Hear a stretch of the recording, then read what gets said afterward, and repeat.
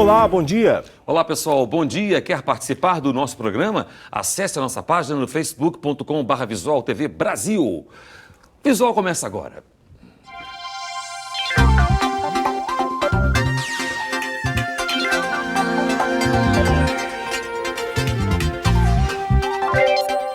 Já está valendo a nova lei que autoriza a solução de acordos judiciais com a ajuda de mediadores. A chamada Lei de Mediação deve contribuir para diminuir o número de processos na Justiça.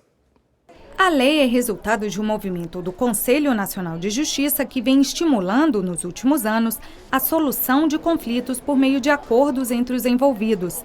Esse sistema já existe nas esferas judiciais, como nos tribunais. Agora, as partes envolvidas em um conflito poderão optar também pela mediação privada, sem que haja necessidade de entrar na justiça.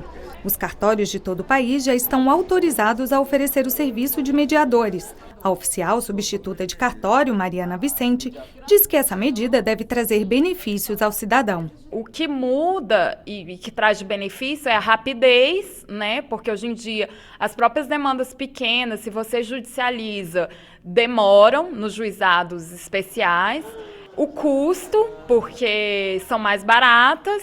E o fato de ser uma solução consensual que é construída pelas próprias partes. Então, a chance dela ser descumprida é muito menor. O mediador não precisa de formação específica, mas deve ser uma pessoa com mais de 18 anos, considerada capaz e escolhida por consenso entre as partes envolvidas. O Brasil tem hoje mais de 90 milhões de processos correndo na Justiça e cerca de 60% deles poderiam ser resolvidos com a ajuda de um mediador. Segundo o Instituto Verificador de Comunicação, as edições digitais de jornais e revistas aumentaram 50% de 2014 para cá.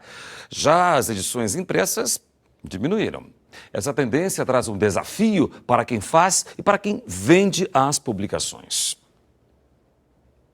Já foi o tempo em que jornais e revistas eram o carro-chefe das vendas. Agora, capinhas de celulares e até brinquedos passaram a dividir espaço com as publicações. O cenário é o pior possível, porque o movimento caiu muito, as pessoas jovens hoje em dia não lê, não tem leitura. Entre os clientes assíduos, a maioria é idosos. Adoro jornal, a televisão e rádio. São essas comunicações, pode vir internet, o que você vier, não tira não, é tradição mesmo. Parece que muita gente está perdendo aquele antigo hábito da leitura diária de jornais. Cada vez que chega uma nova geração, a tendência é que as novas gerações sejam mais nativas, né, no meio digital. Os jornais venderam em média 4 milhões de exemplares no primeiro semestre de 2015, queda de 5% se compararmos com o mesmo período de 2014. A Folha de São Paulo, um dos jornais mais atingidos, vendeu 7% menos impressos. Uma crise que vive sempre que há inovações tecnológicas no ramo da comunicação. Quando surgiu a televisão, também levantou-se a crise do radialismo, suspeitou-se até do fim do radialismo naquele momento, do rádio, e o rádio está aí até hoje, com firme e forte, a televisão encontrou seu espaço. Eu acho que a crise que o jornal impresso vive é uma crise de identidade. Ele tem que encontrar o seu novo local de espaço na sociedade. Para o especialista, o futuro próximo do jornal impresso é a transformação. Passar a fazer um trabalho apenas online durante a semana e no fim de semana fazer uma baita publicação. E aí realmente com tudo aquilo que o jornalismo impresso consegue fazer, com aprofundamento, né, contar história, construir personagem, esse tipo de coisa que o jornalismo impresso sabe fazer muito bem. E aí alguns jornais estão fazendo isso e se tornando quase como uma revista no fim de semana. Muitos lojistas aproveitam o início do ano para fazer promoções e atrair o consumidor, não é? Mas é bom ficar atento, já que os gastos fixos dessa época do ano e as falsas promoções podem atrapalhar os planos de quem esperou para comprar agora. Com o fim das festas, os lojistas baixam os preços para esvaziar os estoques. Está chegando o carnaval aí, então por esse motivo a gente acaba colocando ainda mais promoções, entendeu? Para atrair o cliente, para assim ficar nesse fluxo, para não deixar cair as vendas. Muitos consumidores esperam essa época para aproveitar as ofertas. Mas antes de sair comprando, é importante ficar atento às condições que a loja oferece e se os seus direitos estão sendo respeitados. É direito do consumidor trocar produtos com defeitos. O prazo é de até 30 dias depois da compra para produtos não duráveis e 90 dias para produtos duráveis. A empresa, ela oferta ao consumidor que haverá possibilidade de troca, mesmo sem vício, mesmo sem apresentar o defeito. Essa oferta vincula o proponente com base no artigo 30 do Código de Defesa do Consumidor. O estabelecimento não pode diferenciar pagamentos à vista com dinheiro ou no cartão de débito.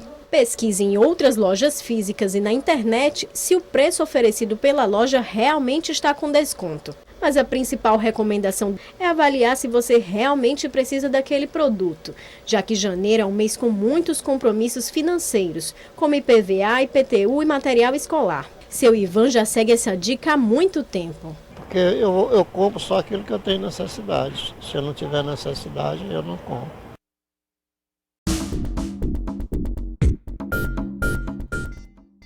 Comercial,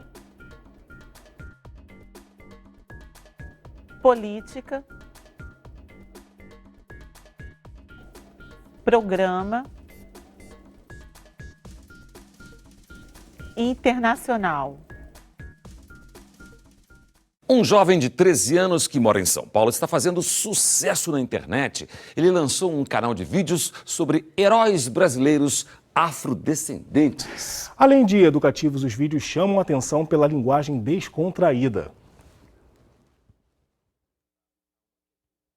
Com linguagem ágil e descontração, Pedro Henrique conta a história de grandes personalidades negras brasileiras. Eu acho que nós brasileiros conhecemos muita coisa sobre o mundo, mas não conhecemos coisas sobre nós mesmos, sobre a nossa cultura. O garoto de 13 anos já tinha um canal no YouTube sobre temas variados. Ele decidiu criar a série Meus Heróis Negros Brasileiros depois de assistir a peça O Topo da Montanha, protagonizada por Lázaro Ramos e Thaís Araújo. O racismo foi um assunto que sempre me incomodou. E depois que eu vi, essa peça fala muito sobre isso. E depois que eu vi, me tocou muito e eu queria fazer alguma coisa. Eu não podia ficar parado. Eguinalda, mãe do Pedro, ajuda o filho a fazer as pesquisas históricas e está orgulhosa do resultado.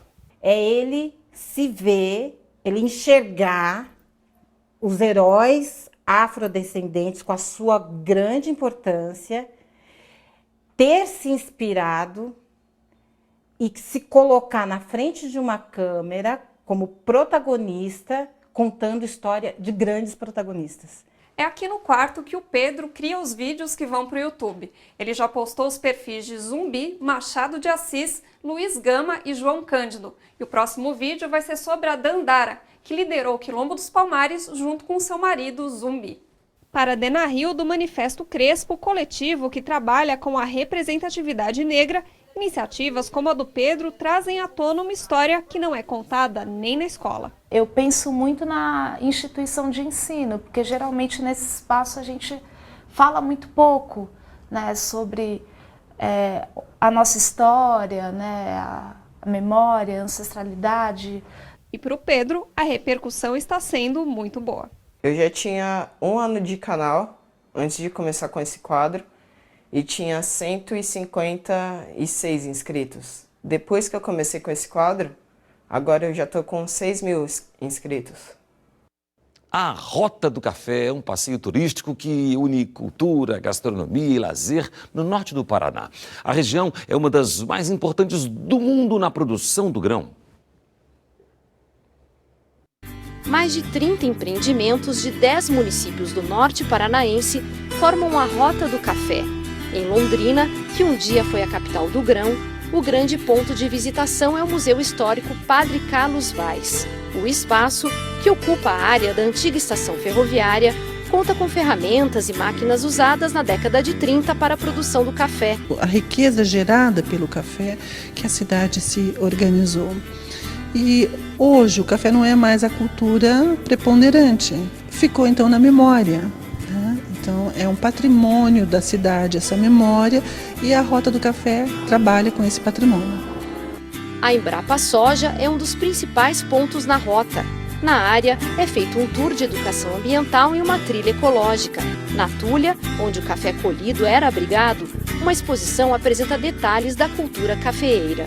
É muito interessante, gostei bastante até de saber das partes que aconteceram antes da gente, né, dos trabalhadores, do café, que é bem interessante, eu não sabia. E ao final do roteiro, as cafeterias ficam lotadas com os visitantes interessados em degustar as bebidas e os pratos produzidos com café. E os mais curiosos também podem aprender sobre os tipos de grãos, as formas de moagem e a extração. A gente procura inserir o nosso turista no nosso mundo cafeeiro.